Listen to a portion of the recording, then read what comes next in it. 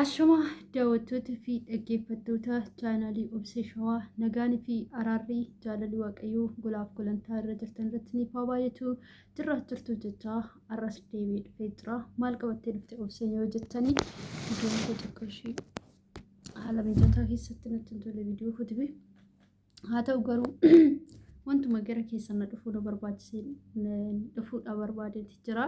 Isa duratti garuu chaanaala kiyyaaf haaraa warri taatan laayik, sheer, sabskiraayib gochuudhaan na bira dhaabbadha. Na jajjabeessaa isiniin jira. Warroonni na jajjabeessaa jirtanis galatoomaa ulfaadhaa kabajamaa isiniin jechuun barbaada.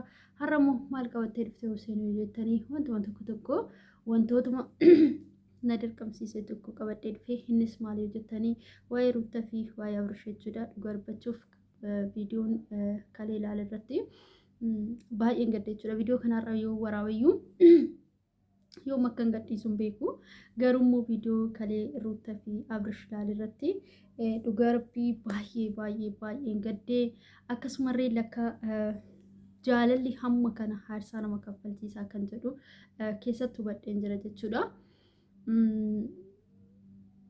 Guyyaa gammachuu isaaniitti gadduu isaanii na gaddisiisee jira. Otoo gammachuu qabanuu gimmaashan gaddaa gimmaashan gammachuu isaanii baay'ee na gaddisiisee jira. Nan gammadaafis nan gaddaafis anirree jechuudha. Gammachuun kiyya karaa isaaniitiin ta'e maali yoo jettanii otoo namni wanta baay'ee irratti wassaabu otoo hin cabda hin badda hin duuta jedhaniini otoo bakka hin darbanii jaalalli isaanii kunan dhugaatii miti otoo jedhanii waan meeqa maqaa irratti kaasanii milkaa'uu isaanii na gammachiisee jira jechuudha. Karaa biraatiin immoo kan na gaddisiisu obbolamtii wajjin obboleettii ishee wajjin dhalatte garaa tokko keessaa kan baatee harma haadha tokko hodhanii wajjin taphatanii wajjin beela'aa wajjin guddatanii umurii dheeraa waliin gaanitu irratti deebitee shira xaxxe jechuudha. Shira dhugaa isinitti maaliyyuu obboleettii ishee san gizeen viidiyoo dura ishee viidiyoo ishee ilaalu nan ajaa'ibfadhaan hindee obboleettuma garaa tokko baatee hamman jedhutti hin ga'e jechuudha. Maaliif jechuun ishiin jettu baay'eedha jechuudha. Baay'ee darbatte jechuudhaan iyyuu maal taate mijoon jedhaa ture. Garuu haa ta'u malee maaltu ture akkuma nan ishii taasisa Ruuttaayyeen irra ishii taasifaa turte jechuudha. Dhugaa dubbachuu fi alagaan gaafa maqaa namatti baase gaafa waan tokko jedhee kan alagaa nama naarsu. Dhugaa isinitti hima kan alagaa nama naarsu alagaan alaguma. Oromoo gizee mammaakuu ayyallaan hayyallumaa maaltu ayyallaan qilee jedhee alagaanis alagumaa maaltu alagaaf fira jedhee jedha. Kanaaf kan alagaa nama naarsu dhugaa kan hiriyaa kan alagaa kan nama hin beekne nama naarsu. Garuu inni cimaan sirriitti nama aarsu kan maalitti seetanii dhiifama kan sirriitti nama aarsu kan maalitti yoo jettan kan obboleettii jechuudha. Obboleettii jechuun akka haadhattis obboleettii hangafni keessattuu haadhas obboleettiidhas waan hunduma ishii gorsituu ta'uu danda'u ishii qabdi malee akkasitti irratti kaate ishii takkana godhee isa takkana godhee isatu birrii ishee nyaachaara maazarii ishii dirasee amma gorsituutti jechuudha. Isatu birrii ishee nyaachaara Ruuttaadhaa birrii yuutiibii banuuf fidee warqii ishiidhaa biyya lama araatti ergame isatu nyaachaa jira. Isatu balleeche wantoota irratti hin kennin jiru karaa ishiitiin dhugaan isirratti takataatala viidiyoo ishee jechuudha. Haadhumti irra rikirdiin godhamte gizee tokko na yaadadha. Mucaa wayii bilbilee rikirdiin ishii godhe maal jettee micayyoon tiyyaa namni jaalataa inni ishiidhaan hojjetataa ishiidhaan bara dabarfataara yuutiibii isaa ishiidhaan guddifataa warqii ishiidhaan ergame isatu fudhate jettee hamma dubbattutti geeche jechuudha. Kun seenatti hafa. Dhugaa isinitti himaa wanti kophaa ta'anii harraba ofii kanaan dubbatanii inni rakkoon qabu hin darba. Wanti viidiyoo kun garuu bara baraan yaadatama. Viidiyoon yaadatama.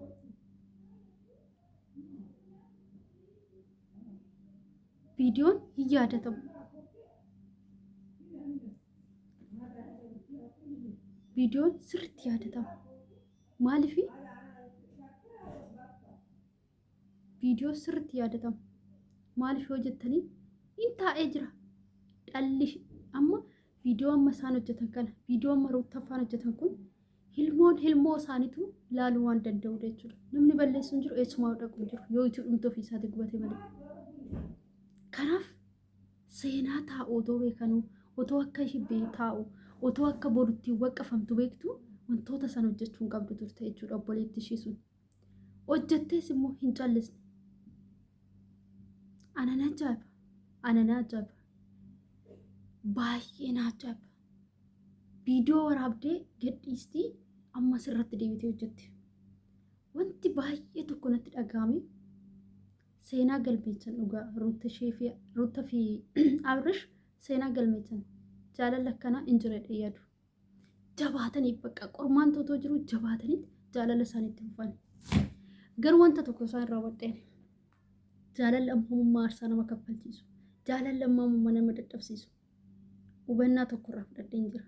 Lakkaa jaalalli qalbiitti miti kan argamu. Jaalalli dhugaa kun aarsaa guddaa nama kaffalchiisa.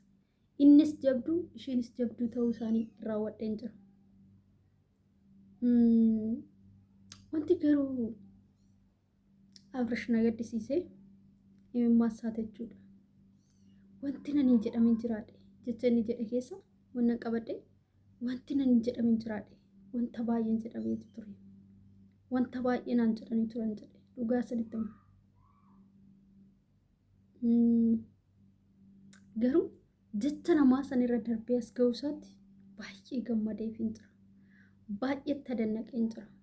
Goobazii dhiiraa xankaarraa nama jaalala beeku nama boruuf yaadus ta'uusaa asirratti hubadheen.